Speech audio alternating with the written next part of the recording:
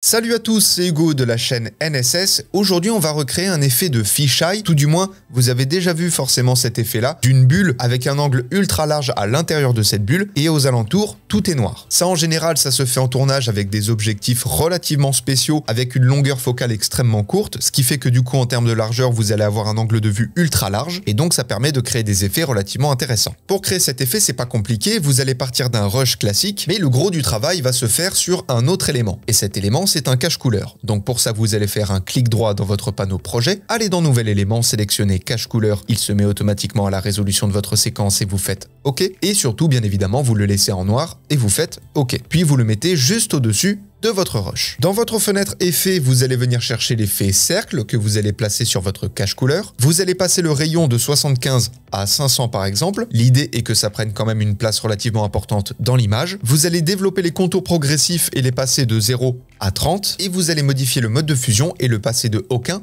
à normal. Alors comme vous le voyez, du coup, on a juste un cercle blanc. Donc on va venir modifier les modes de fusion directement de l'effet opacité. On va passer de normal à obscurcir donc pour enlever le blanc. Bien, ensuite dans votre fenêtre effet, vous allez venir taper VR et glisser déposer l'effet aberration chromatique VR toujours au même endroit. Vous allez décocher la case propriété auto VR et passer de monoscopique à stéréoscopique dessus-dessous. Donc là comme vous le voyez, vous avez l'aberration chromatique orange qui sera au-dessus et la bleutée qui sera en dessous. Et vous allez modifier la distance de retrait et la passer de 50 à 100, c'est-à-dire le maximum. Et donc là, vous allez vraiment avoir une aberration chromatique qui sera bien plus poussée. À partir de là, vous avez quasiment fini. Il vous reste une seule chose à faire. Dans votre fenêtre effet, vous allez venir chercher l'effet déformation d'objectif que vous glissez déposer cette fois sur votre rush. Et vous allez passer la courbure de 0 à 70. Donc comme ça, comme vous le voyez, on retrouve cet angle plus large puisqu'on a courbé notre image, on récupère plus de matière et à partir de là, votre effet est terminé. Donc comme je vous l'ai dit, voilà, c'est un effet ultra grand angle. Souvent, avec ce genre d'objectif, justement, on a des aberrations chromatiques, donc c'est absolument pas une erreur de les avoir incorporées. Et en attendant les prochains tutos,